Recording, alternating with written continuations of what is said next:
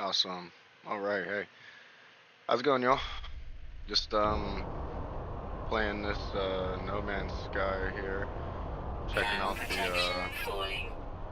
new update that they had going on, and they finally added the feature of not falling into the void of space, because gravity exists in space for some reason.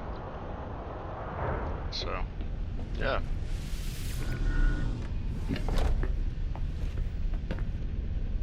this is my Corvette. I built two of them. I don't use any fucking resources or anything like that. I just want to play the game, so I'm playing the game. And I'm exploring and I'm doing stuff, and it's fun. So, hopefully you enjoy this time that we spend here.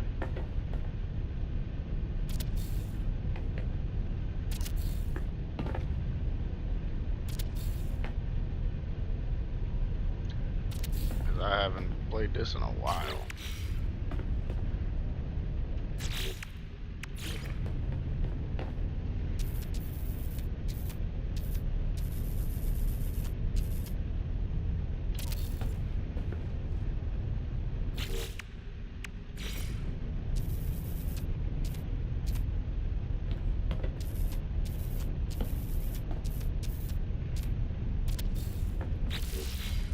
Nope, just kind of getting everything in order.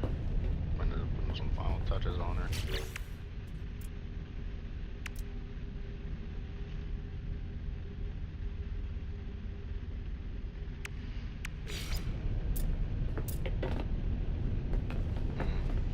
I see.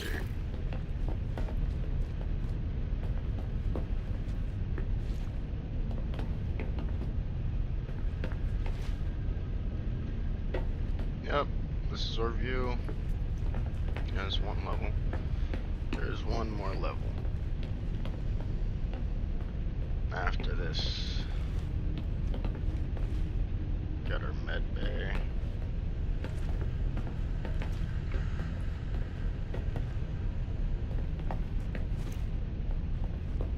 Kitchen, another med bay. I need to find out how to get some furniture up in here. And this is captain's quarters. And we'll just continue on our little journey here. Apparently we're getting a message. Yeah, I pretty much started an entirely new game because of the update. Voyager.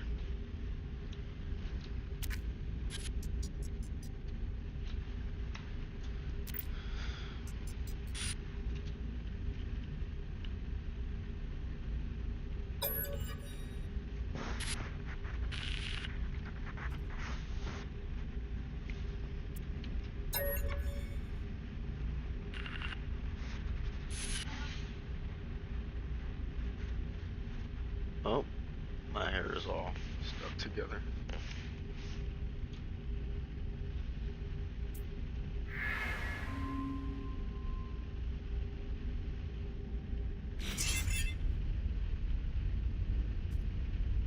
Alrighty. Get those eye crusties out your eye. There's our destination. The moon.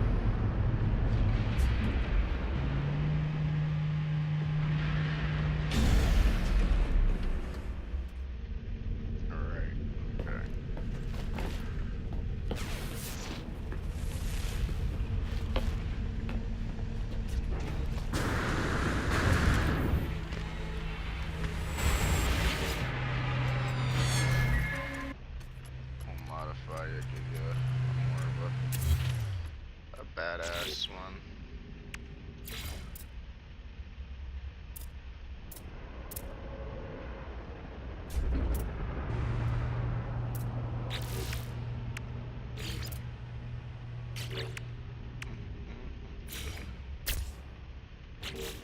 There we are.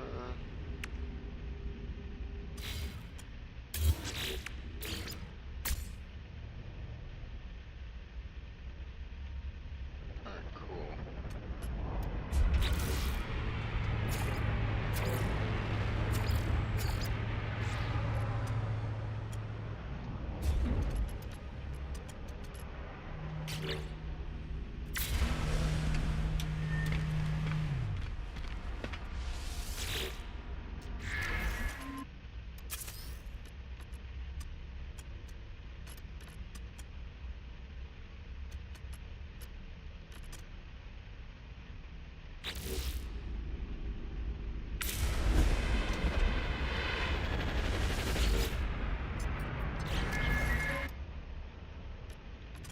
Motherfucker.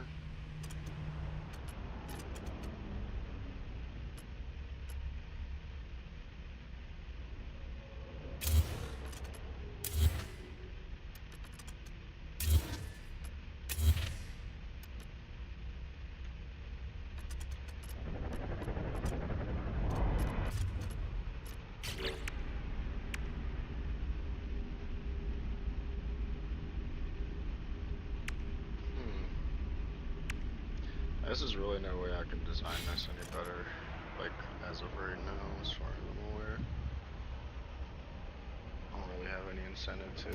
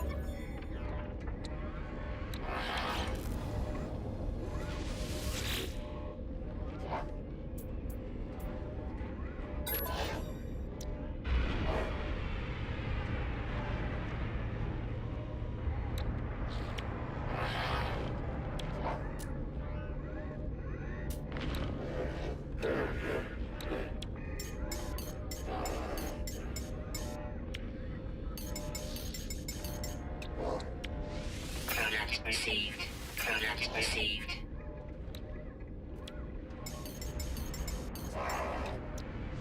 Product received.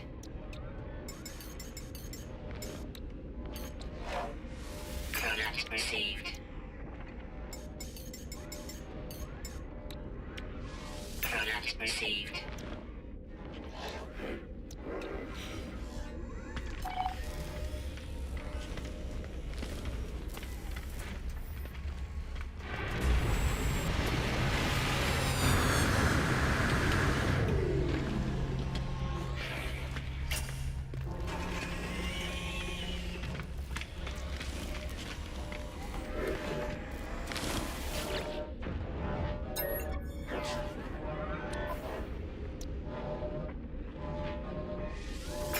received. Product received. Product received. Product received. Product received.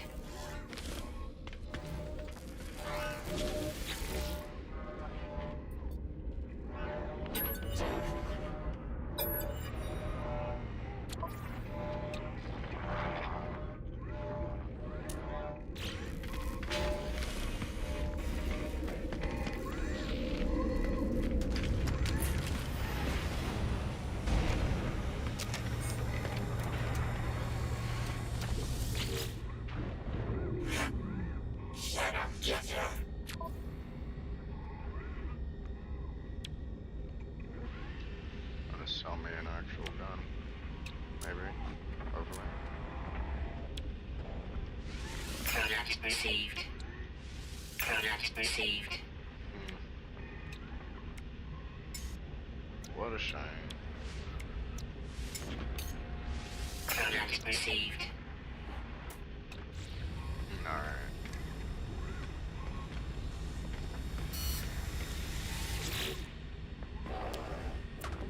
Like, you already know what I'm here for. Why do I gotta go into a menu for it?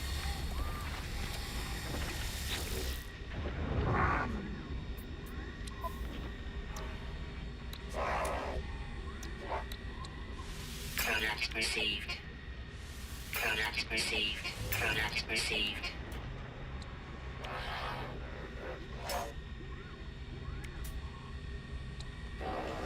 Product received. Product received.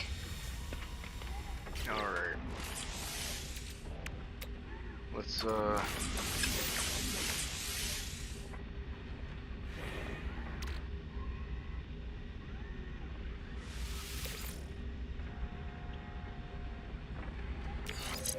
Gamma shield.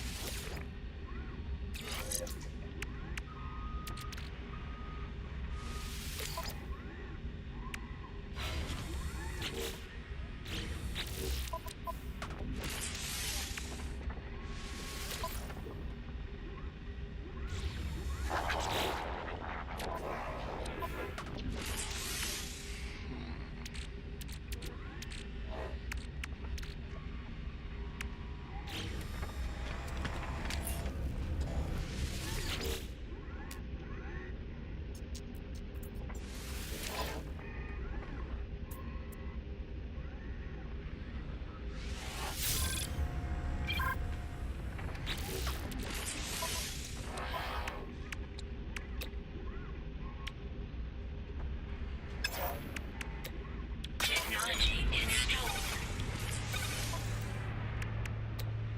Technology installed.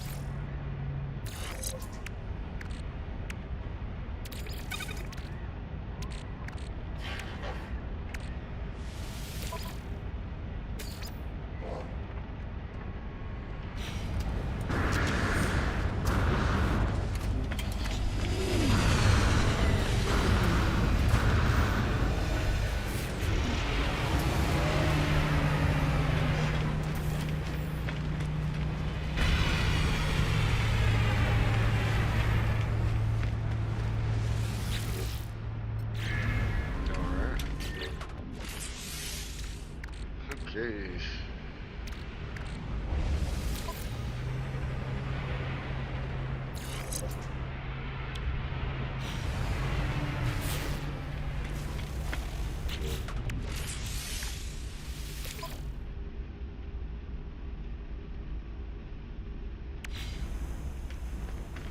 Okay. Now we're gonna upgrade our ship a little bit more.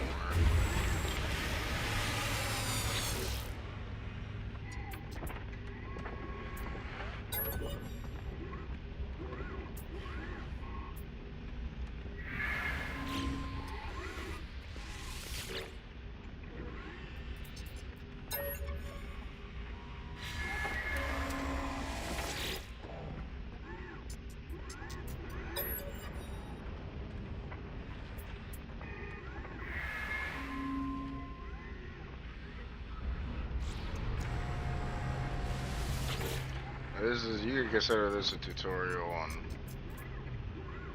how to fucking just get everything that you're going for before you like start a serious playthrough or something.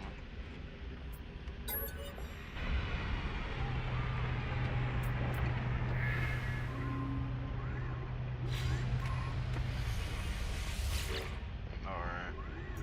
You got one more upgrade on the class and then we'll move on to storage.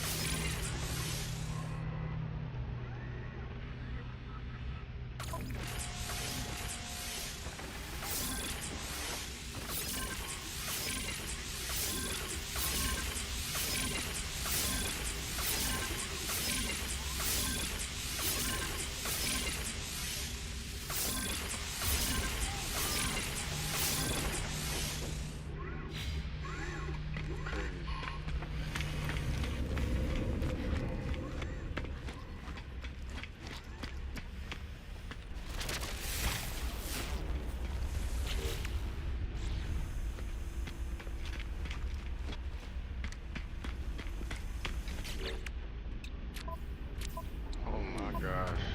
Okay. Alright. Okay.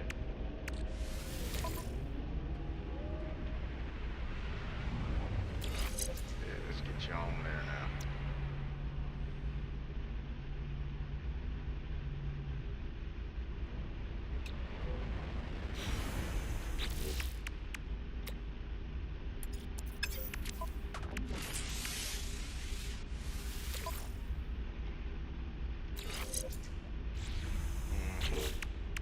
Shoot, one more.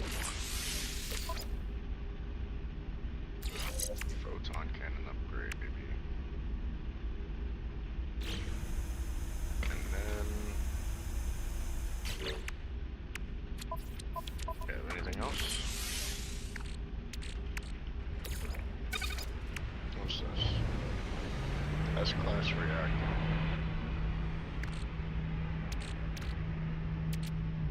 Alright, well, shit.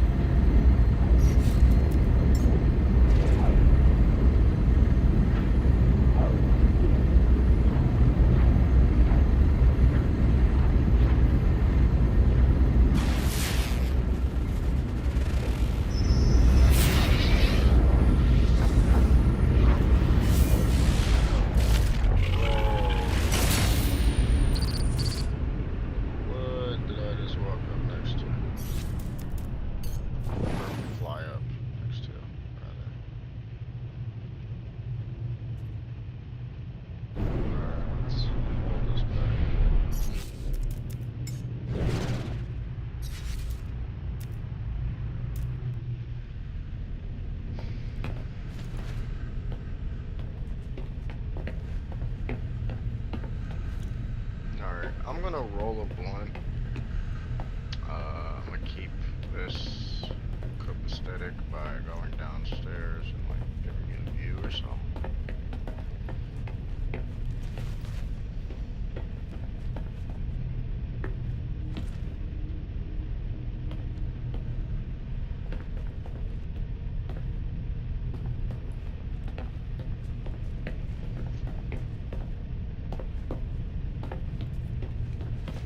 You know, maybe I should put like an observation deck or something, because kind of difficult getting a good view.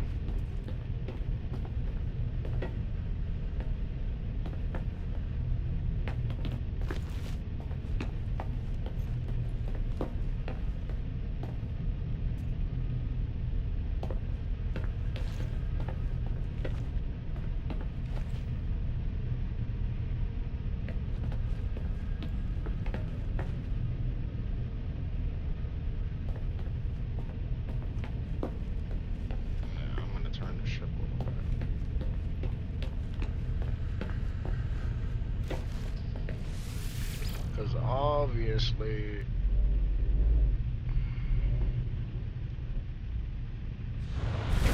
oh, didn't mean to do that.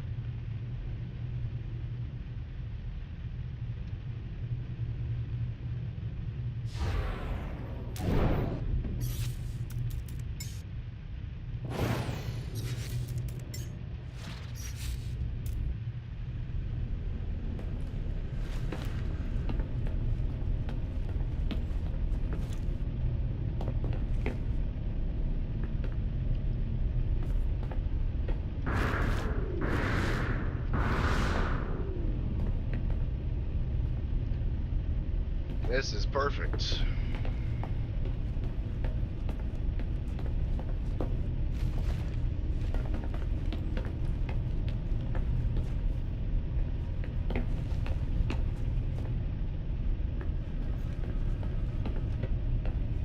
That's what we do. We come for the views, stay for the news.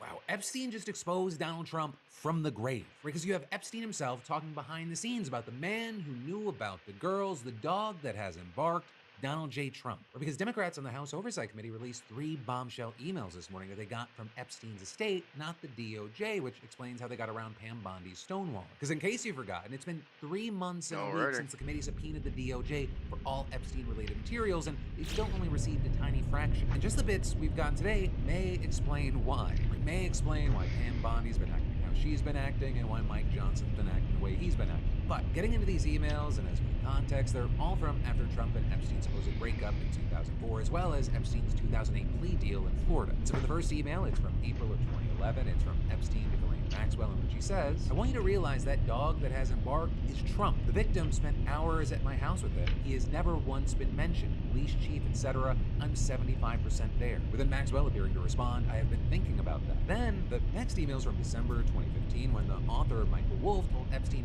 that he'd heard CNN plan to ask Trump about the relationship during the Republican primary debate. And you had Epstein asking, "If I were able to craft an answer for him, what do you think it should be?" Which Wolff replied, "If he says he hasn't been on the plane or to the house, then that gives you a valuable PR and political currency. You can hang him in a way that potentially generates a positive benefit for you, or if it really looks like he could win, you could save him generating a debt." Of course, it is possible that when asked, he'll say Jeffrey is a great guy and has gotten a raw deal and is a victim of political correctness, which is to be outlawed in the Trump regime. Right? So you had many saying it sounds like Epstein essentially had blackmail on Donald Trump. Also, you had many questioning why a journalist would be saying this to Epstein. But then also a thing here is that CNN actually never ended up asking Trump about Epstein. But then lastly, as far as the emails, for now, there was another from January of 2019, right months before Epstein's final arrest, but weeks after the Miami Herald published a series of reports on it. You have Epstein appearing to be responding to a question from Wolff about whether Trump kicked him out of Mar-a-Lago. Sorry if anybody's Trump in the has chat asked me to resign right now. Ever. Of I'm course, not watching he knew it. about the girls as he asked Unfortunately, to at this and at least for now, that's what we have with the bits about Trump. Because I'm afraid if I Girls start spending hours trying to with watch the chat, victims and being this the game dog is going to that has embarked, crash. grabbing close Trump's detention. So among the things we've seen, you had Robert Garcia, the top Democrat on the Oversight Committee, saying these latest emails and correspondence raise glaring questions about what else the White House is hiding and the nature of the relationship between Epstein and the president. And adding, the Department of Justice must fully release the Epstein files to the public immediately. The Oversight Committee will continue pushing for answers and will not stop until we get justice for the victims. Then also, on the other side of this, you had Oversight Republicans pointing out that Epstein's estate gave them some 23,000 other documents and argued Democrats continue to carelessly cherry-pick documents to generate clickbait that is not grounded in the facts. And as for those facts, they claim that the redacted victim's name in the 2011 email between Epstein and Maxwell is actually Virginia Giuffre, the woman who took her own life earlier this year. With the GOP posting, why did Democrats cover up the name when the estate didn't redact it in the redacted documents provided to the committee? It's because this victim, Virginia Giuffre, publicly said that she never witnessed wrongdoing by President Trump. Democrats are trying to create a fake narrative to slander President Trump. And then as far as a White House response, you had Press Secretary Caroline Leavitt say, these emails prove absolutely nothing other than the fact that President Trump did nothing wrong. This administration has done more with respect to transparency when it comes to Jeffrey How Epstein can than she any have his cock in administration his mouth ever. like And it is this? not a coincidence that the Democrats leaked these emails to the fake news this morning ahead of Republicans reopening the government. This is another distraction campaign. But with that, the most recent polling here, it proves her wrong. Where with a survey from late September showing that roughly 3/4 of Americans, they want all of the Epstein files released, and just 30% wanting some released and 9% wanting none released. And actually, after today, Who the fuck is the 9%? One step closer to getting what they want. Because Adelita Grijalva is finally scheduled to be sworn in right around when the show goes up. She's that elected Democratic representative from Arizona that Mike Johnson has refused to swear in for 50 days now. And while many have seen that as Johnson trying to drag his feet on this whole Epstein situation, you had Johnson claiming, hey, he couldn't do it because the government was shut down, even though there's no such rule that exists, and even swore in to Republicans who also won special elections earlier this year while the House was in recess. But you had the House coming back today to vote on the Senate's funding bill, and as of this recording, Grijalva is set to be sworn in as well. And then with that, it'll give Bro Khan and Thomas Massie the crucial 218 signature on their discharge petition to force a floor vote on whether or not to make Trump give up the Epstein files. And with that, you had House Minority Leader Hakeem Jeffries saying that when she's sworn in, signing the Epstein files petition is going to be the first thing that she does as a congresswoman. But before you celebrate, that also doesn't mean that you're going to get the Epstein files. Because when she signs it, lawmakers have to wait 7 legislative days before bringing the petition to the floor. And then Mike Johnson has 2 legislative days to schedule a vote. And keep in mind, these are legislative days, not calendar days. So if the House cancels any upcoming days, that'll delay the vote even further. And even then, Johnson could use a couple of procedural tricks, such as tabling the final vote or referring it to a committee to keep delaying. So the earliest possible time that the House could vote is the first week of December, but it also may take longer, and when it happens, there will be a series of procedural votes with powers of debate first. But then also, even if the House passes it, it'll have to pass the Senate with 60 votes, assuming that it even gets a vote at all. And then it'll go to Trump himself for a signature. And unless something changes, you would likely veto it, at which point, you'd need 2/3 of both the House and the Senate. So for the Democrats, this does largely seem like they're trying to get the Epstein files out. But if they're not able to accomplish that, they would then put a spotlight on why. And that is that Republicans and Trump do not want the files to come out for whatever reason. So I imagine millions and millions of Americans are filling in the blank on that reason. And now, at the last minute, we're actually seeing reports that top White House officials met with Representative Lauren Boebert this morning to persuade her to remove her name from the discharge petition. Right? Because if she did that, that would effectively cancel out Grijalva's signature, torpedoing the petition. But also, I'll say, as of recording this, it's unclear what the outcome of that meeting was. But also, either way, with that, it seems pretty clear that Trump's panicking about this. But that also is not where Trump's troubles end today. Because Trump's mega base, they are furious with him right now over comments that he made about H-1B visas during an interview with Laura Ingraham. Because he was doing his usual bit, claiming, we have the world's greatest economy, saying we're ahead of China on fronts like AI, which then prompted Laura to ask, and does that mean the H-1B visa thing will not be a big priority for the administration? If you want to raise wages for American workers, you can't flood the country with tens of thousands or hundreds of thousands of foreign workers. You also do have to bring in talent. Well, we have plenty of talented people here. No, you don't. We don't have talented people. Just insults her. You don't have certain talents, and people have to learn. You can't take people off an unemployment line and say, I'm going to put you into a factory where we're going to make missiles. And all of that, it pissed off so many of Trump's own supporters. Many arguing that their president was arguing that the country's citizens, they're just not talented enough to sustain their workforce. So people say, I'm sorry, but what the fuck is this? America's talent split the atom and went to the moon. American talent. Are they finally fucking getting it? Takes for granted now. Give me a break. This is insanity. As well as what an atrocious thing to say. This will cost Republicans the midterm. And where is my president? Many of the supporters saying, That's your president. That's your president. That's what you voted for. It's exactly what you voted for. People were saying this the entire time.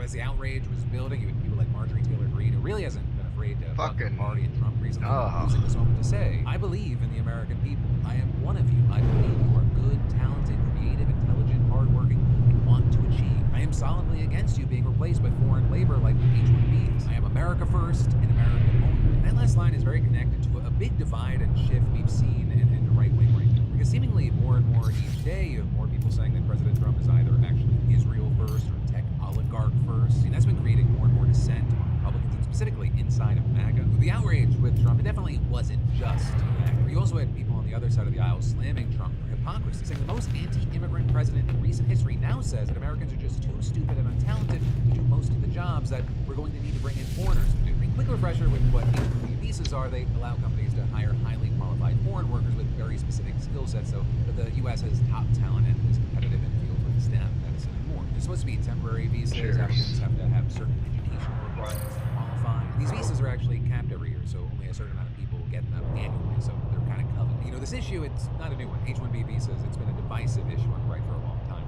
You know, on one hand, you have people like Vivek Ramaswamy and Elon Musk speaking in support of these visas. Elon actually came to the U.S. via an H-1B. Then on the other hand, you have a lot of MAGA being against them. Tons of people oppose them as part of their overall anti-immigration stances. You also have some saying that they've been abused, saying that they've actually been abused to bring in foreign workers, that they can underpay compared to an American worker. And also, as this has been playing out, you had Trump earlier this year signing an executive order to impose $100,000 fees on H-1B visas. Some see Trump's remarks to Laura Ingraham as a change. Oh, wow. And noting he This is even big pointed shit. an ICE raid that happened under his own administration is evidence as to why we actually need foreign workers. I mean, that actually happened in my home state not long ago. There was an ICE raid at a Hyundai facility in Georgia where hundreds of people, mostly from South Korea, were detained and then deported over their visa status. Now, with that, you had Trump saying, They had people from South Korea that made Hyundai. batteries all their lives. You know, making batteries are very complicated. It's not an easy thing and very dangerous. A lot of explosions, a lot of problems.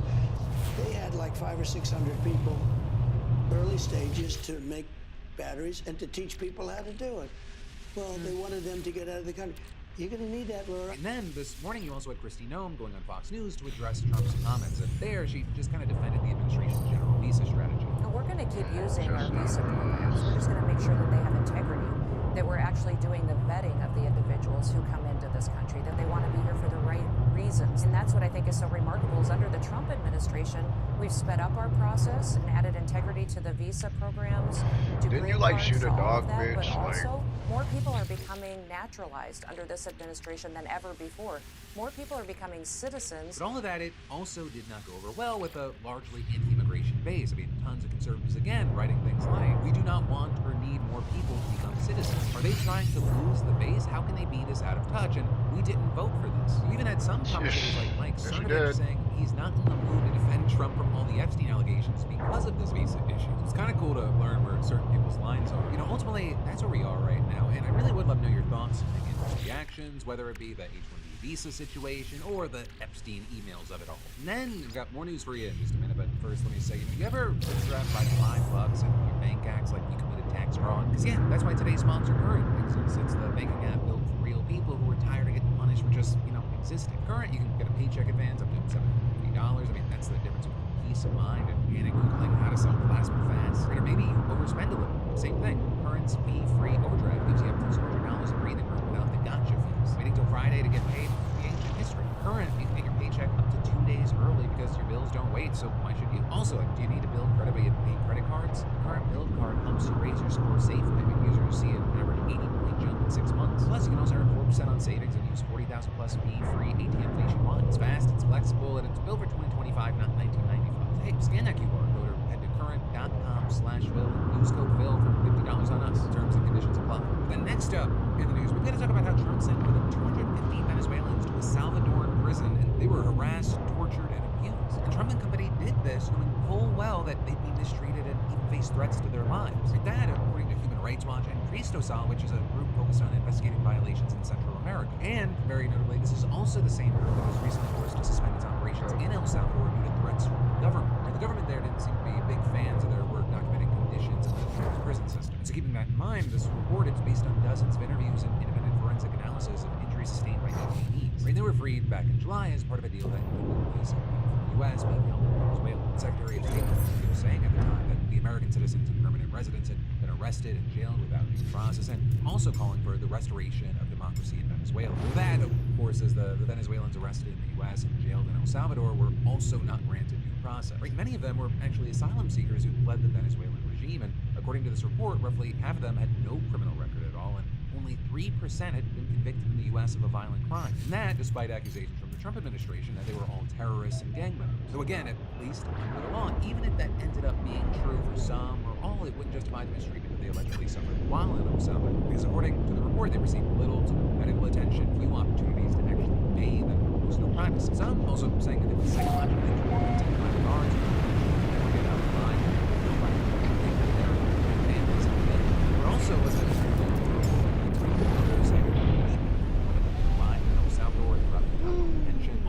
said that they had been sexually abused, though notably the report suggests sexual assaults were likely more widespread and just not reported due to social stigma. You had the report detailing these beatings and other abuses appear to be part of a practice designed to subjugate, humiliate, and discipline detainees through the imposition of grave physical and psychological suffering. And adding, officers also appear to have acted on the belief that their superiors either supported or tolerated their abusive acts. And, with that, is that not just El Salvador and the West shared responsibility. For example, they're reporting pointing to Homeland Security Secretary Kristi Noem's visit to the facility back in March, when she posted that video of herself inside of the cell where these men had been packed into like sardines. Some of the detainees actually reported that they were beaten after that as punishment for shouting and asking to be free. And with that, you had HR director arguing that Noem's high-profile visit improved the administration's awareness of the abuses they experienced. With Kristi Noem visiting directly and reporting that video, the U.S. government is very clearly complicit with very serious and systematic torture that Venezuelans face. So also, I'll add, it was clear long before Noem's visit the kind of conditions that one could expect in a Salvadoran prison. In fact, our own State Department's annual human rights report has regularly expressed concern about the prisons in the country. Or at least, they'll say, until this year. Oh gosh, I wonder what changed when it claimed that there were no credible reports of significant human rights abuses in El Salvador. But with that, you had the head of Cristosal setting the record straight, saying that Venezuelans' treatment shows a broader pattern that has seen 90,000 Salvadorans arbitrarily detained, disappeared, and systematically tortured in the past 3 years. And adding, it's caused the deaths of at least 420 people, although we think it's probably many more. It's saying there's a large and very credible body of evidence that demonstrates that in Salvadorian prisons, the El Salvador government itself could be committing crimes against humanity. And that's the prison system that the United States contracted to disappear the migrants into. And so then with all that, you have these rights groups calling for an independent investigation by the Justice Department in the United States, though I will say that that's unlikely. I mean, you had a White House spokesperson responding to questions from Politico about the abuse allegations, and they just doubled down on the administration's narrative, saying President Trump is committed to keeping his promises to the American people by removing dangerous criminals and terrorists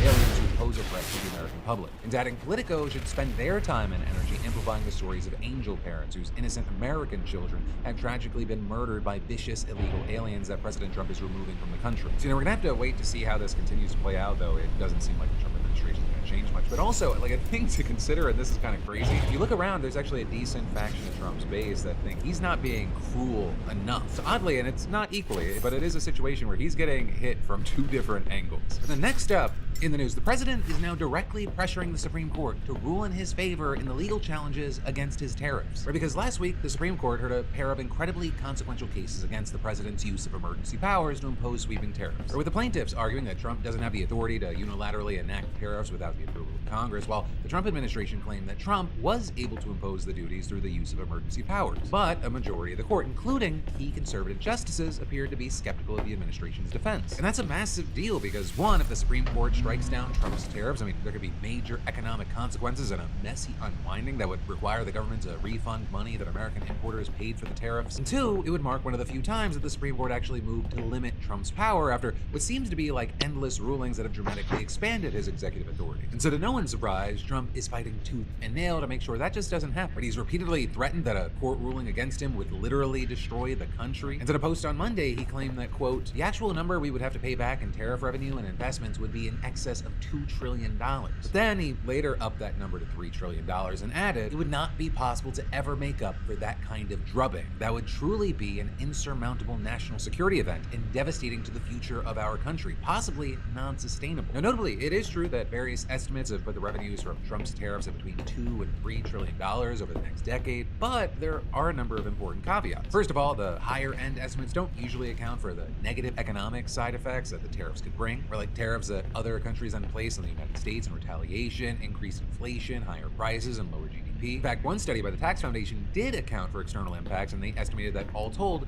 Trump's tariffs would only bring in $1.8 trillion over the next decade. And that, as you many others, noting that even with the higher estimates, it doesn't offset the $4 trillion price tag of the tax cuts in Trump's big, beautiful bill. And even though the Trump administration has repeatedly promoted the tariffs by arguing that they would offset the trillions of dollars that the BBB will add to the deficit. So as a result, you had many arguing that Trump was trying to bully the Supreme Court into ruling in his favor. And those allegations were then bolstered when Trump appeared to try to bribe the American public to get on his side. Or with Trump telling reporters in the Oval Office that if the tariffs remain in place, there will be so much more money floating around after the tariffs that he'll start giving it away to Americans, saying we're going to issue a dividend to our middle-income people and lower-income people of about $2,000, and we're going to use the remaining tariffs to lower our debt. We're going to be lowering our debt, which is a national security thing. But again, there are a ton of flaws in that promise. For one, the president has not provided any other details besides saying in a Truth Social post that high-income people wouldn't be eligible. But he also hasn't said if the dividend would go to children and dependents or how high the income cap will be. Right, and this is experts are saying that the math isn't mathing. Where the Committee for a Responsible Federal Budget projected that the dividends could cost around $600 billion, nearly double the amount that the U.S. is expected to make in tariff revenues from imports over the next year. And with that, you had one expert saying that even if there's an income cap of $75,000, or like there was with the stimulus checks, there still wouldn't be enough tariff revenues to cover the cost. But then also, beyond that, these dividends might not even offset the money that the tariffs will end up costing the American people. Right, in an analysis by the Budget Lab at Yale, it predicted that the duties will cost American households on average $2,400 just this year alone. And again, all of this is kind of best case scenario if you're taking him at his word, as well as ignore the words from the experts whose life is really all about this. But hey, for better or worse, I guess we'll see. And then there's more we're going to dive into in a minute, but first let me say, stop the procrastination already. Head to nordvpn.com/Phil for a huge discount on a 2-year plan plus 4 extra months free. I mean, this month, researchers confirmed a massive leak of over 183 million accounts, including verified Gmail usernames and passwords now just floating around the dark web. And also, before you think I've never been hacked, remember, most of these leaks, they come from random third-party sites that you don't even remember signing up for. One reused password later, and boom, they've got your emails, socials, maybe even your banks. Stop procrastinating and get today's sponsor, NordVPN. It's your digital first line of defense. Their threat protection, it blocks malware, phishing sites, and sketchy links before they can touch your device. And the dark web monitor, it actually alerts you if your email or password shows up in a leak before hackers can use it. And I use NordVPN daily. I mean, whether I'm traveling, working on public Wi-Fi, or just avoiding ads that somehow know what color socks I bought last week. Plus, NordVPN's no logs policy and next-gen encryption, it means your data stays yours. So scan that QR code or go to nordvpn.com/Phil for a huge discount on a 2-year plan, 4 extra months free, plus a 30-day money-back guarantee. Lock down your online life before someone else logs in first. But then next up in the news, we've got to talk about this crazy look we got into the CIA's classified operations in Afghanistan and their secret weapons, not what you'd expect. Because during the 20 years of war in Afghanistan, the United States, it dropped a lot of stuff from the sky. Missiles, bombs, and tons of ordnance. But now we're also finding out that among all of that, there were apparently billions of tiny poppy seeds meant to covertly weaken the country's opium crop. Because in Afghanistan in the early 2000s, the opium trade was ramping up. And with that, it was taking and stolen American goals and taking down the Taliban and stabilizing the Western-backed government, right, to try and eliminate terrorist groups. And the heroin market, it was disrupting the U.S.'s grand plans by fueling corruption in the government and helping pay for the Taliban. But that's before even mentioning that Afghan heroin had made up the majority of global heroin supplies at the time, with the stuff usually heading to Europe and the Soviet Union. You had Western allies and U.S. government agencies arguing extensively about the best way to handle this, or at least put a dent in it. Or they're trying to figure out how do you handle the opium problem without undermining the rural Afghan support of the government. So ideas get thrown out, buying up the entire crop, being sent out, processed into medicine. But what they didn't know is that someone else was already working on the problem, with it now being revealed and confirmed by 14 unnamed sources familiar with the program that the CIA attempted to influence the crop by spreading specially modified poppy seeds throughout the country. And these airdrops, they started in 2004, right? While you had diplomats and other agencies arguing about the pros and cons of spraying the crops with herbicide, the CIA, they had pilots flying over fields in the 2 biggest poppy provinces in the country. And the idea was that their seeds would germinate and they'd grow into plants that contained nearly none of the chemicals that were refined into heroin. Right? They had next to no morphine in them, but they produced the most vibrant red flowers, which would hopefully push farmers to save the seeds and plant them as well as offer them to other farmers and spread this American poppy seed across the country, weaken the crop and therefore heroin production as a whole. And this wasn't like for a little bit. These drops were kept up for a decade or so from the Bush administration into the Obama time. So also, this was apparently held so close to the chest that some senior Pentagon and State Department officials involved in Afghan policy said they never heard of it or only heard rumors. But ultimately, what ended up happening is it was expensive to keep up, and eventually the money just ran out. In fact, the CIA Counter-Narcotics Center's budget was so squeezed that they tried convincing other agencies to fund the poppy seed drops. And while around 2015, the State Department's International Narcotics and Law Enforcement Bureau picked up the cost for this project, they never did another drop. Now, reportedly, the Afghan government, they weren't made aware when this program began, and it's also not exactly clear if they figured something was going on. But we do know that rumors circulated among farmers in Afghanistan about foreigners messing with their plants. Also, I've got to mention here, whether or not this was truly effective, that remains to be seen right now. Right, Western officials, they've been pretty clear that the open campaign for countering narcotic production in Afghanistan, that wasn't successful, saying it was doomed to inter-government and inter-agency bureaucratic squabbling. However, according to several former CIA and State Department officials, the seeding program was working, at least for a time, saying there was a degradation in the potency of Afghanistan's poppy crop, with one former official adding there was a sense that it worked, but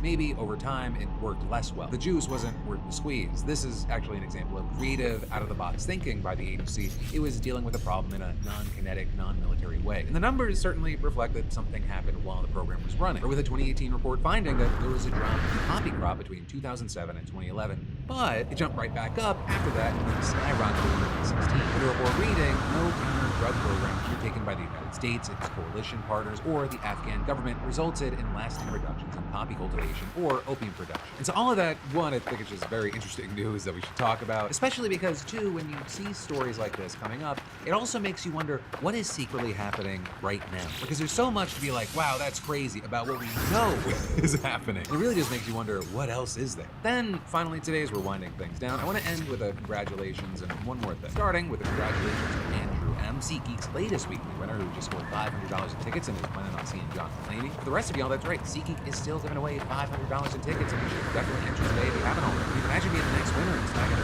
$500 for seeing your favorite artist, sporting event, or play. I mean, there's like over 70,000 events to choose from. And all you gotta do is add code Franco to your SeatGeek app profile for a chance at the weekly $500 prize, no purchase necessary. Then finally, here, one more thing today. I don't even know how to introduce this. This morning, I had a very cathartic crash out with my buddy Alex Perlman on our podcast that comes out on Wednesdays, Crashing In. Well, it opens up with me kind of just letting loose. This show right here is like 95% news, 5% opinion.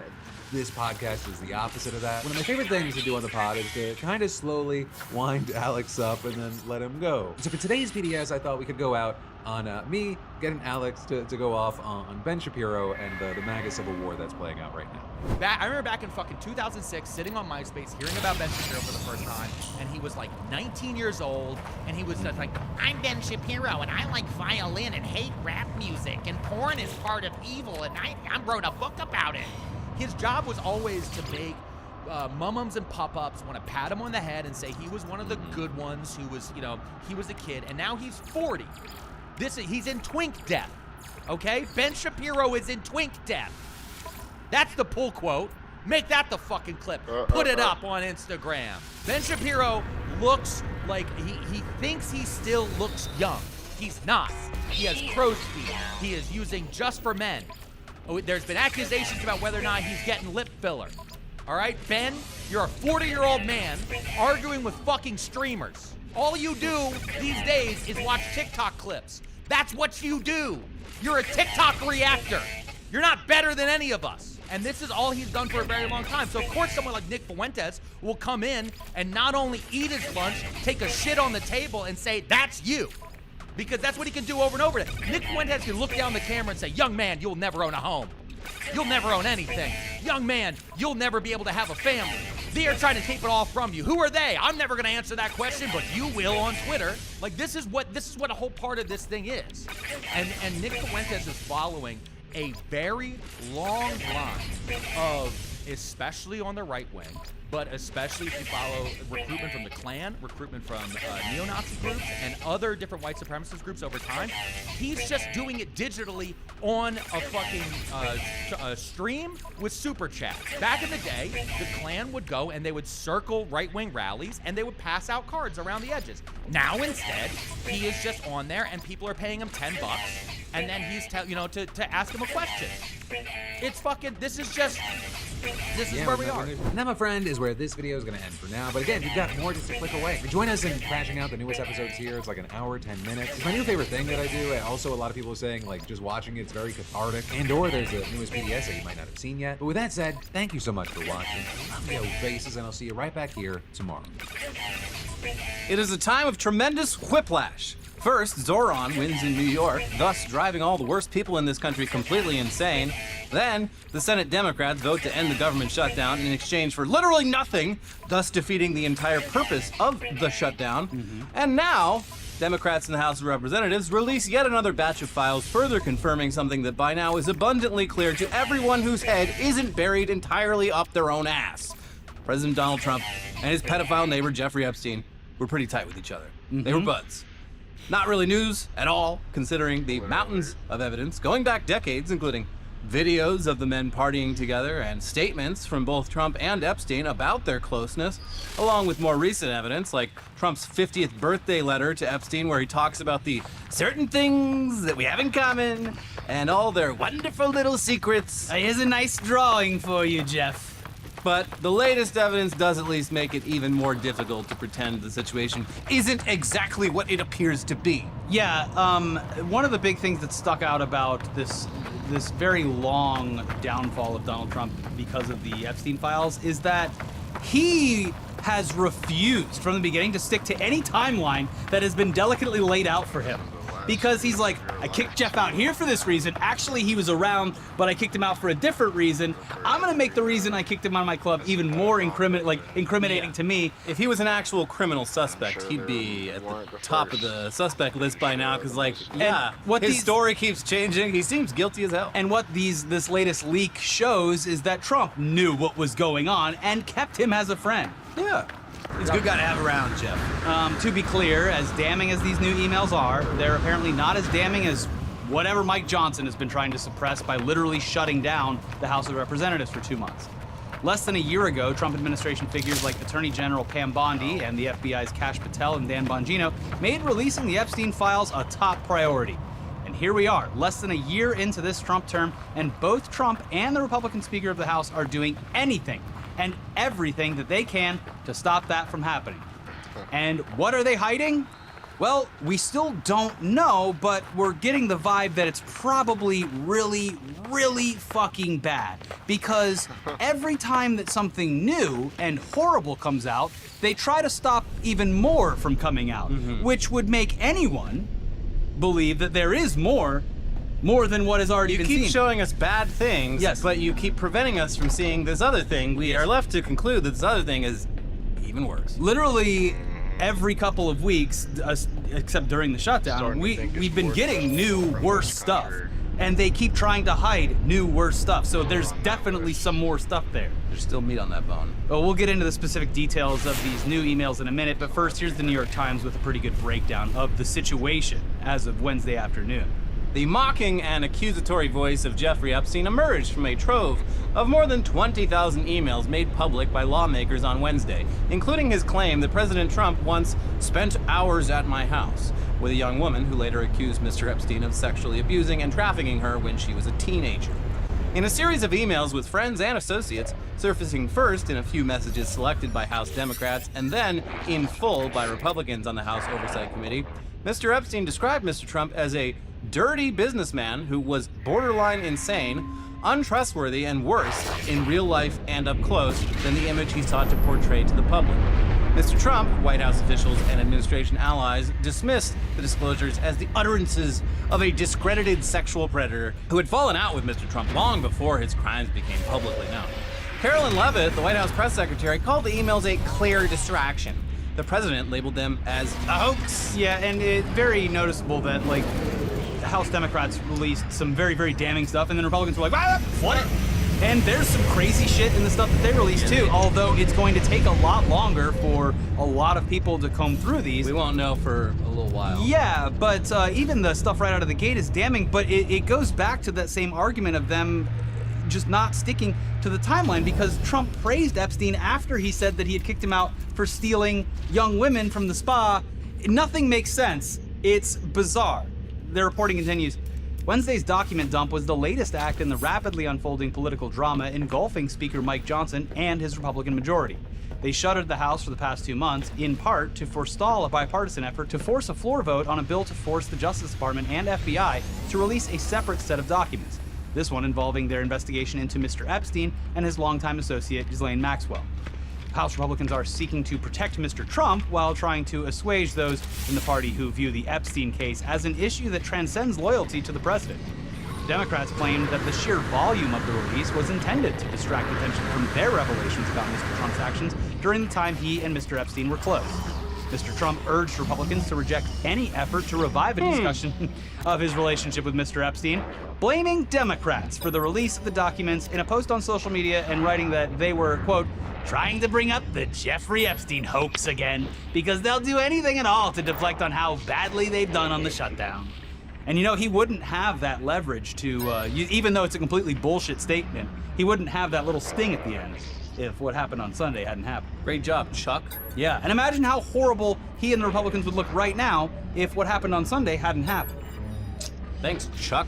And we'll get to the latest on the Epstein Files vote in a minute, but first let's take a look at some of these emails. And to be clear, these were obtained via a subpoena to Epstein's estate a few months ago by the House Oversight Committee. So these are technically not the Epstein Files, or at least not the Epstein Files as everyone knows them to be. The Epstein Files would be the DOJ's documents from their investigation into Epstein and Ghislaine Maxwell, which Pam Bondi could release whenever the hell she wants, if she wanted to. But it doesn't seem like she actually wants to. Even though she said she did. They haven't gotten past phase 1. I'm waiting for phase 2. Anyway, here's the emails that the Democrats on the House Oversight Committee released Wednesday morning. This first one is between Epstein and Ghislaine Maxwell in 2011. Epstein says, I want you to realize that the dog that hasn't barked is Trump. Redacted victim's name, spent hours at my house with him. He has never once been mentioned. Police chief, etc. I'm 75% there. And Maxwell replies, I've been thinking about that. ... And yeah, a pattern that emerges in these emails, aside from all the Trump connections, is that Epstein seems to be barely literate. Yeah. The stuff he writes is hard to read. It's hard to make sense of. But he's clearly saying that one of his victims spent several hours with Donald Trump at Epstein's house. And he seems to be expressing surprise that this has not come out. Yeah, and then there's some emails between Epstein and journalist Michael Wolff, who was apparently acting as some sort of advisor to Epstein for a while, which also raises a lot of new unanswered questions. Yeah. He definitely wrote a lot of books while Trump, especially in the first term, that sold really, really well. Yeah, I was like, was this known? And it, it wasn't known to this extent. Yeah. That's for sure. This email here is from 2019, and it's Epstein writing to Wolff.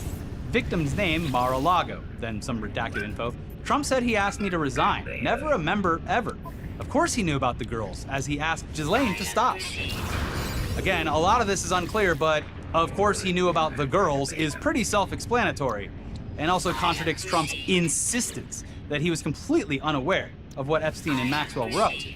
Epstein also seems to be saying that he was never a member of Mar-a-Lago, which contradicts Trump's story about kicking Epstein out of the club for being a creep.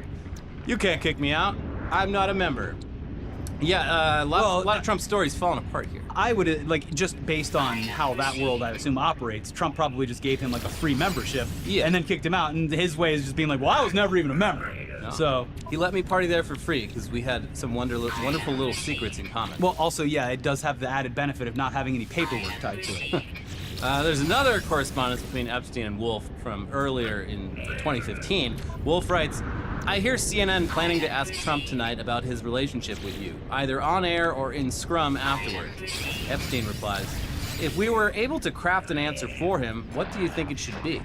Wolff replies, I think you should let him hang himself. If he says he hasn't been on the plane or to the house, then that gives you a valuable PR and political currency. You can hang him in a way that potentially generates a positive benefit for you, or if it really looks like he could win, you could save him, generating a debt. Of course, it is possible that when asked, he'll say Jeffrey is a great guy, has gotten a raw deal, and is a victim of political correctness, which is to be outlawed in a Trump regime. Now, the main takeaway from this one is that Epstein was aware that his close ties with Donald Trump could potentially be really damaging to Trump's chances in the 2016 election. Uh-huh. And so that's the full extent of what the oversight Dems released Wednesday, and it is pretty incriminating stuff for Trump. He knew about the girls. Yeah, so that's probably why the oversight Republicans quickly moved to release the entire batch of 20,000 pages of email documents from that one subpoena. Basically to just flood the zone and give the media some Epstein emails to look at so they don't have Trump's name in them. They're like, look, we have all these other files. Yeah. It's gonna take a long time to go through all these. Don't highlight the ones with Trump's name in them. We'll get Look at this. everything. Larry Summers. Liberal hero. Larry Summers. Yeah, got him. There you go. But a lot of those other emails do have Trump's name in them. So, and because of the sheer volume, there's probably stuff in there that's important that nobody's gotten to yet. But here's CNBC with some of the highlights so far. Notorious sex offender Jeffrey Epstein said of President Donald Trump, "I know how dirty Donald is," in a 2018 email thread about Trump's former personal lawyer and fixer Michael Cohen having pleaded guilty to campaign finance violations and agreed to cooperate in a federal investigation of the president. Epstein made that remark about Trump to Catherine Rumler, a lawyer who served as White House counsel under former President Barack Obama. Rumler is currently chief legal officer and general counsel at Goldman Sachs. In a text message chain with an unidentified person in December 2018, that person wrote to Epstein, "It will all blow over." They're really just trying to take down Trump and doing whatever they can do to do that. Epstein replied, "Yes, thanks. It's wild, because I am the one able to take him down." Okay. The thread did not reveal what the other person was referring to when they wrote that it will, quote, blow over.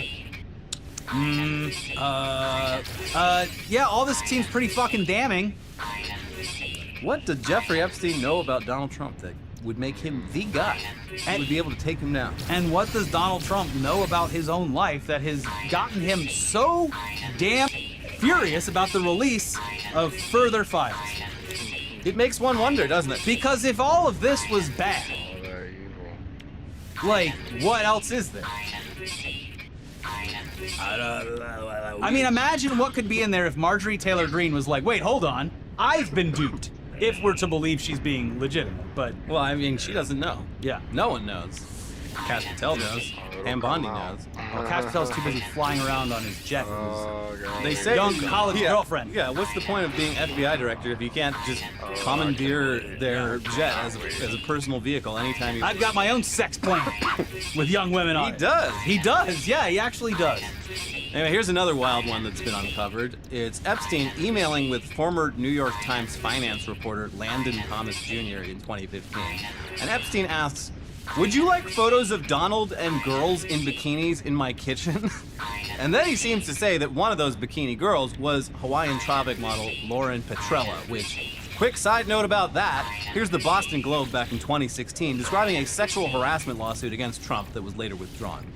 In the pre-dawn hours, a contestant named Lauren Petrella, who at age 22 was 24 years younger than the 46-year-old Trump, allegedly found Trump, unannounced and uninvited, in her bed.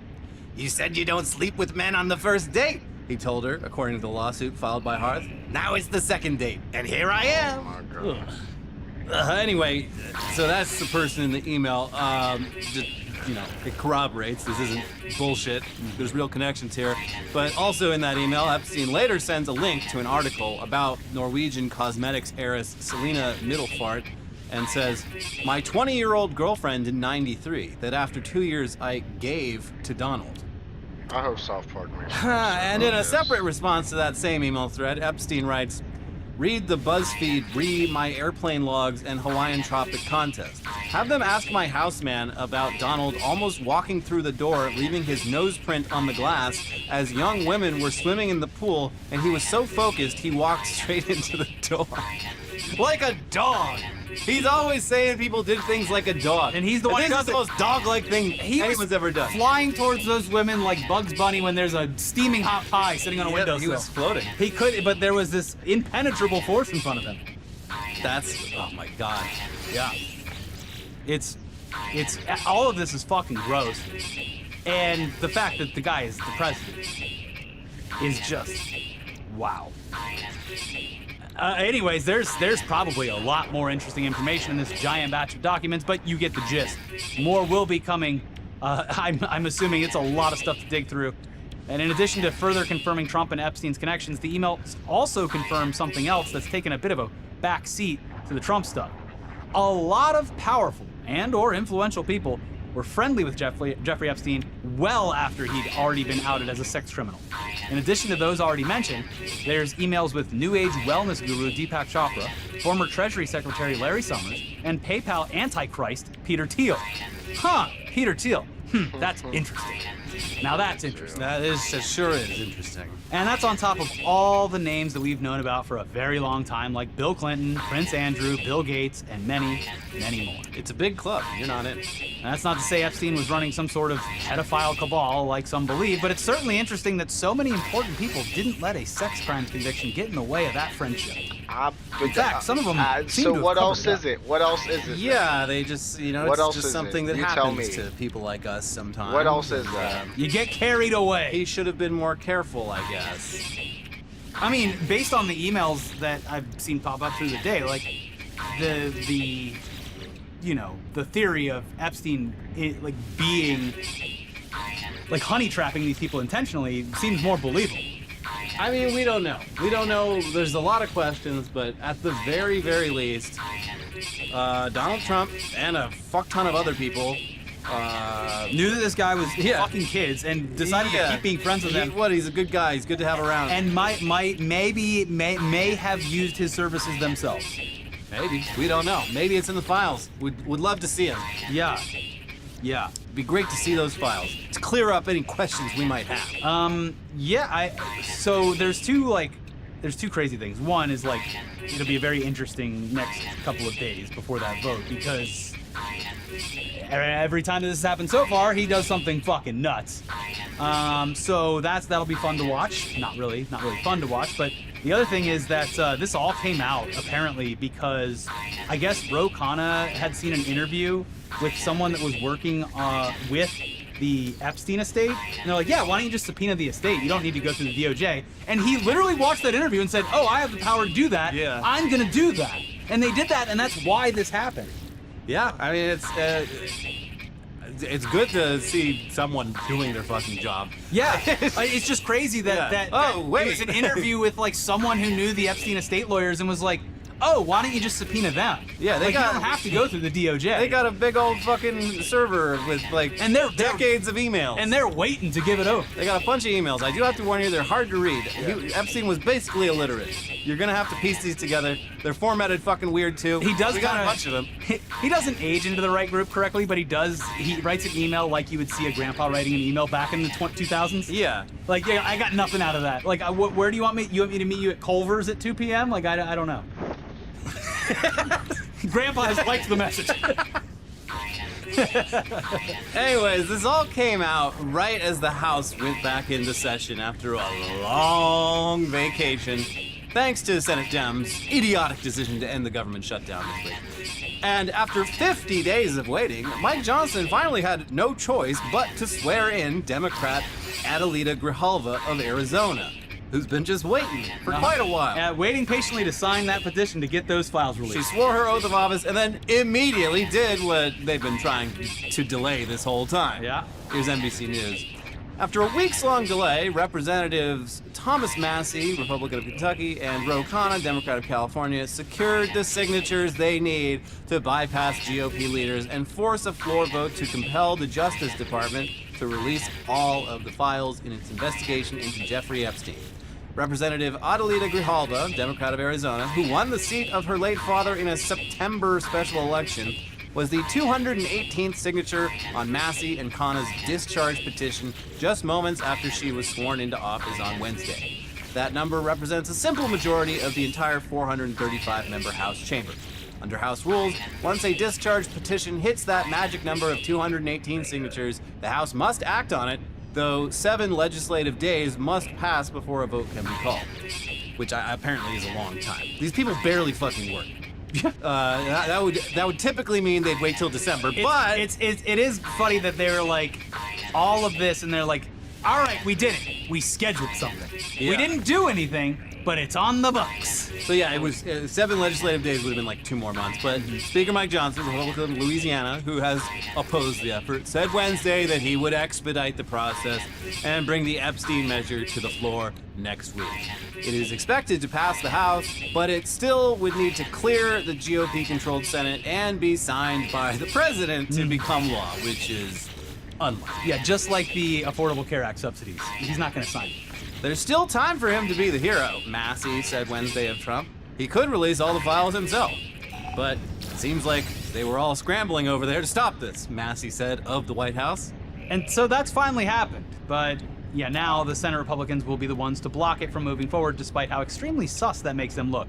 It will, at least in the smallest shred, put names down on historical records of people who voted against it. Yeah, that's the thing. Like, this is going to be preserved forever.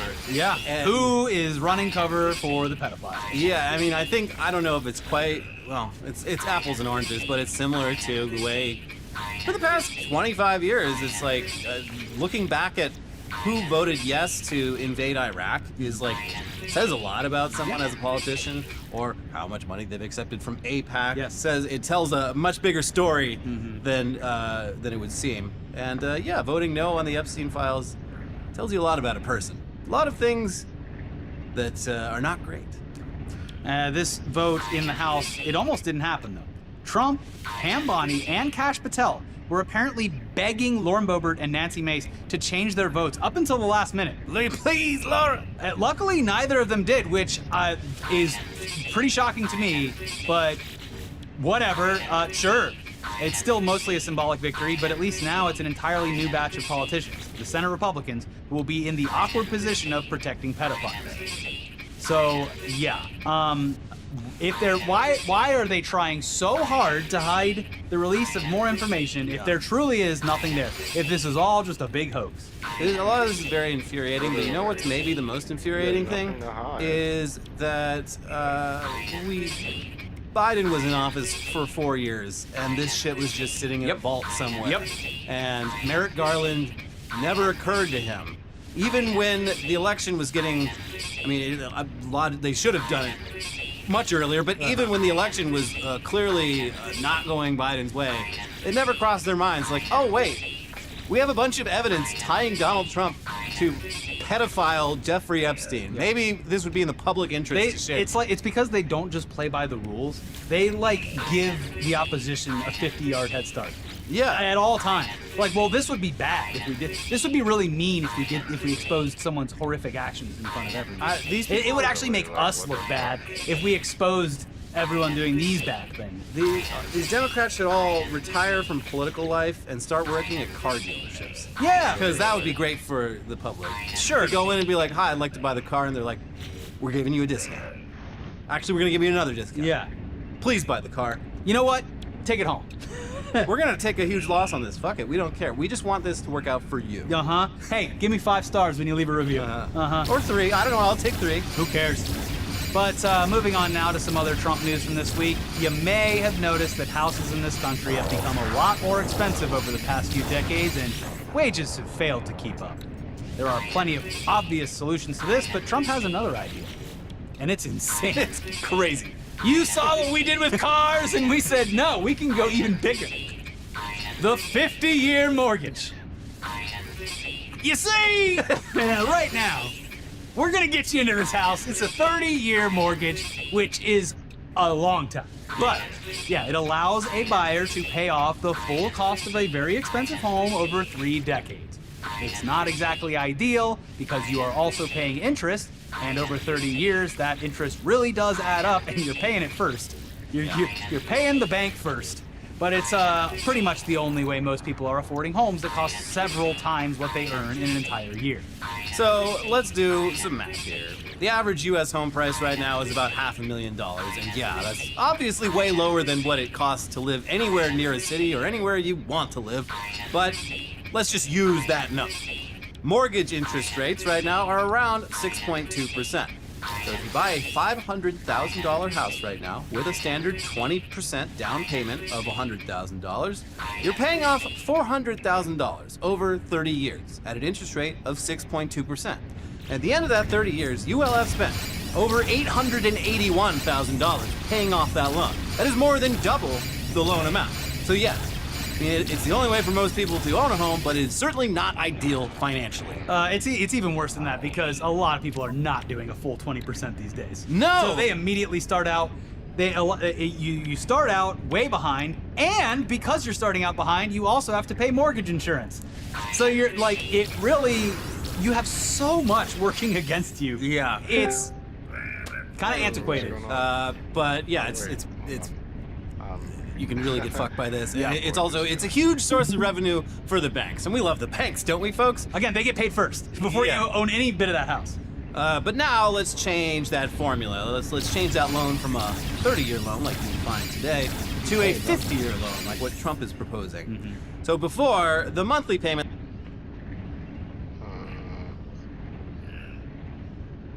Flares. What you playing, dog? See.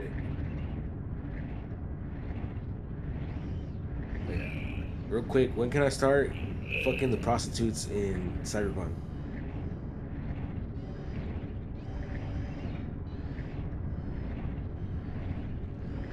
Yeah, sorry. Oh yeah, the Joy Toys or whatever. Sorry.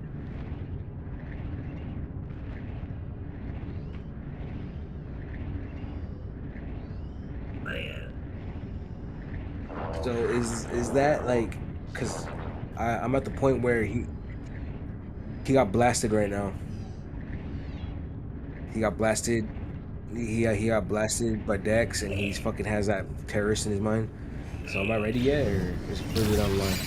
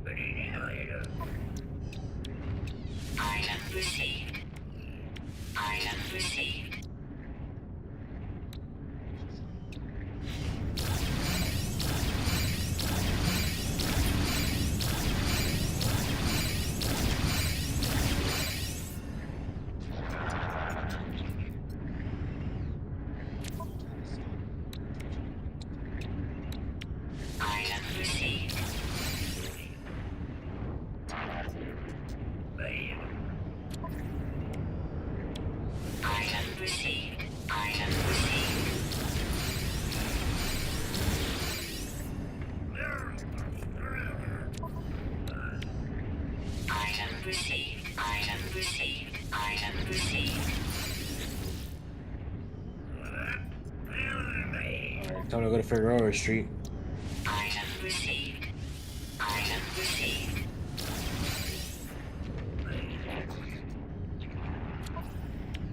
Item received. Item received. Item received.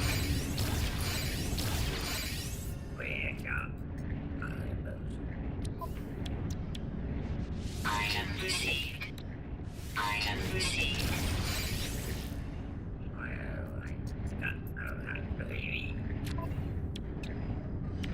Item received. Item received.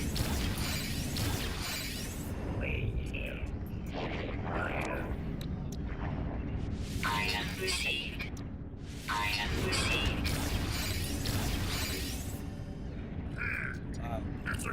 Driving the Cyberpunk, some ratchet ass music is a Item vibe. received. Item received.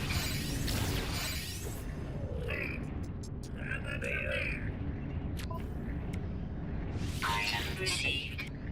Item received. Oh, the fucking dude, the cop aggro is so fucking. It's actually pretty good. Like I almost crashed into the cop. I didn't hit him. I hit a light post and I was chasing him. Received.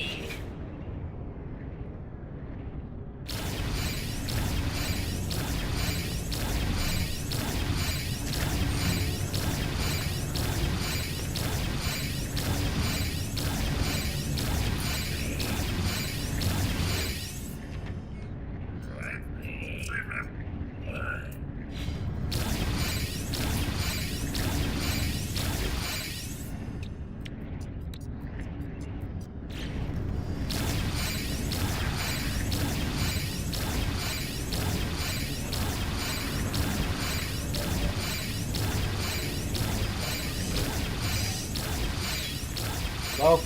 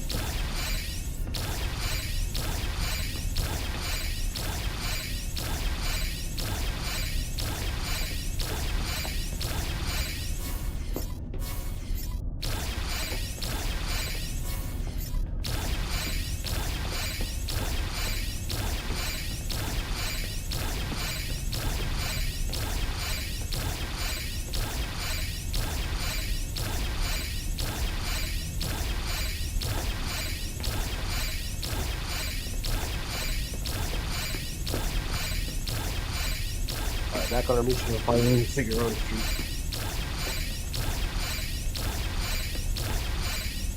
Back to our mission of getting on Figueroa Street.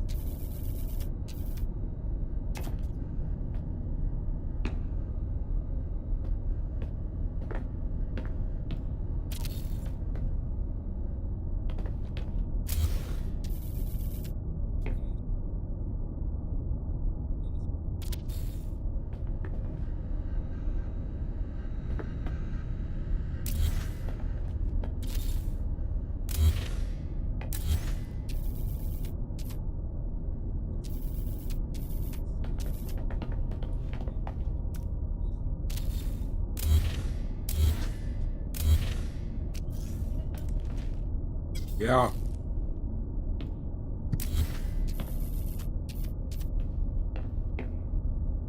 My brother.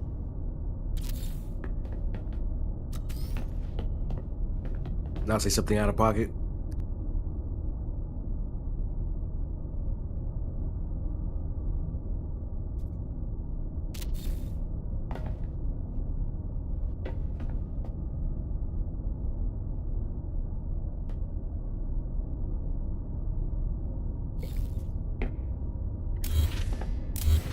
So when is the Solaris X Chief Keef podcast coming?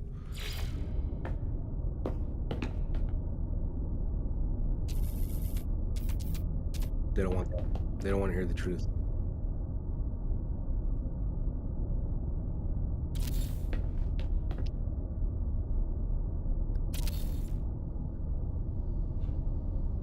They'll be like, y'all paranoid. Nah, we're not.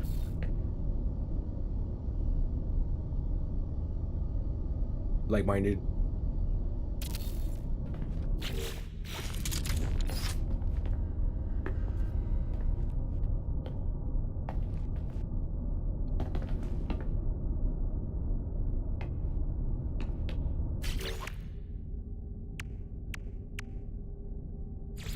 slapping Lucky while doing donuts.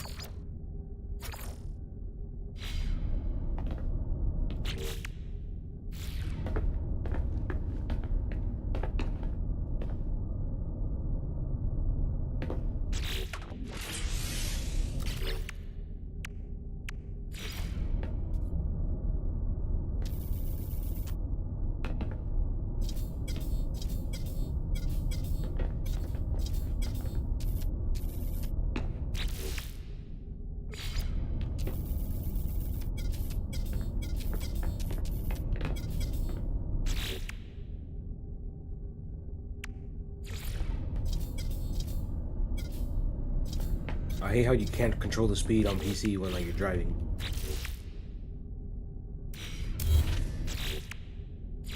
Like when you're driving a car, like it's only accelerate all the way or not at all. Like you don't have trigger motion with like controls.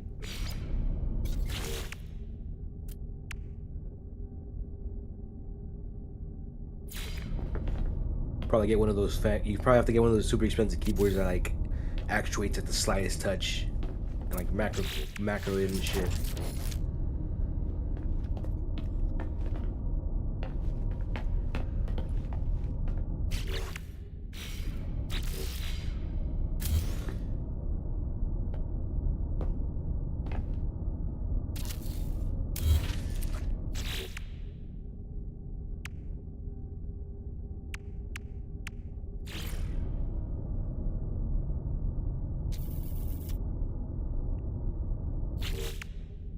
Oh, there's a gang war going on right now.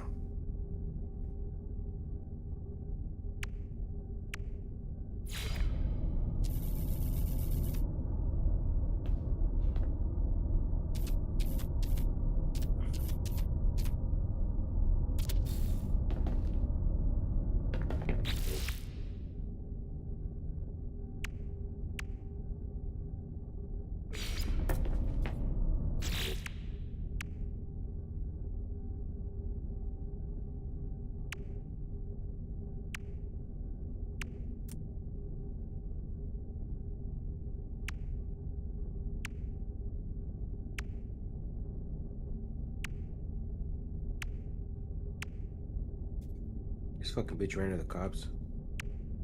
Oh damn, she's fucking with the cops.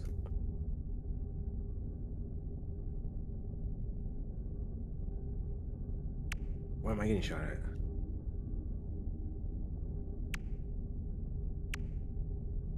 Damn, so these two gangs were just fighting each other, now they're both killing the cops.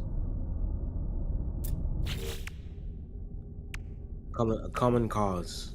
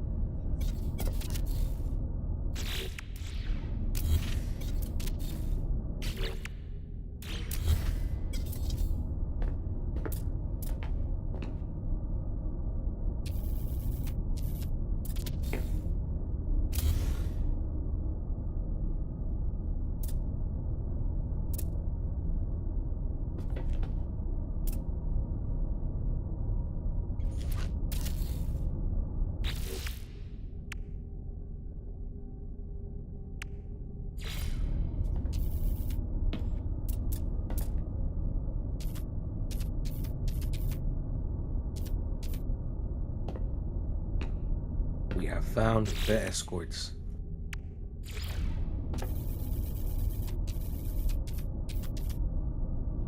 Damn, they're really fucking. What the fuck?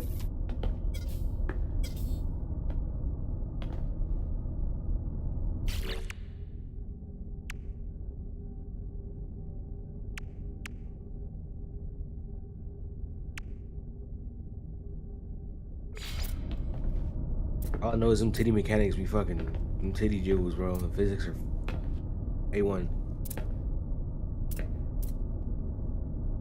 First game I've known that really did that.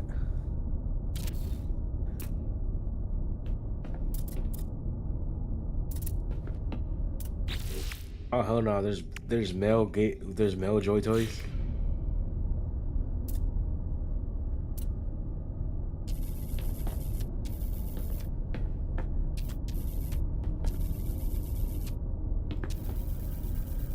Ask for chat if I should get with the male Joy Toys.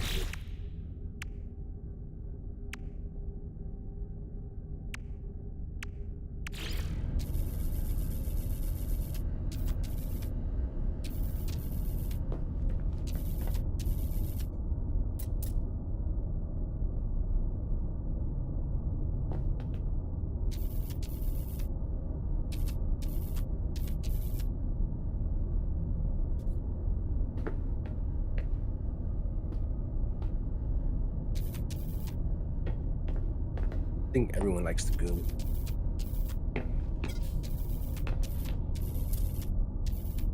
We are slutty creatures, dog.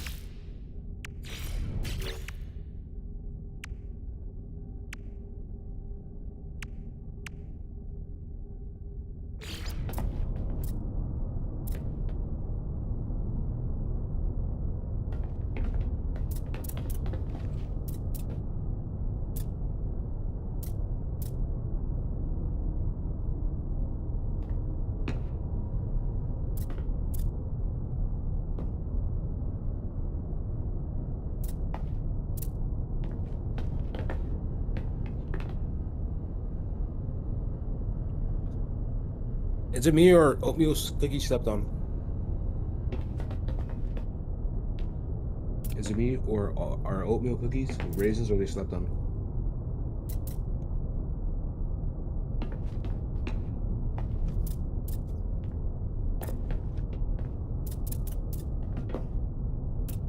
Yeah, I make sure they're soft and you know.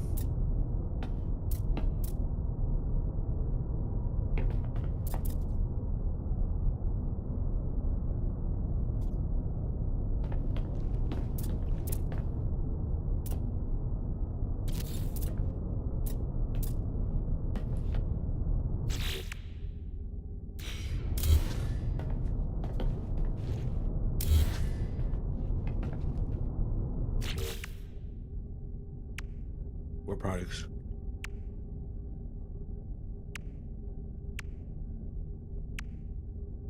From where? My bad. I was listening to the game. Oh yeah, Pillsbury? Oh yeah. Pretty solid.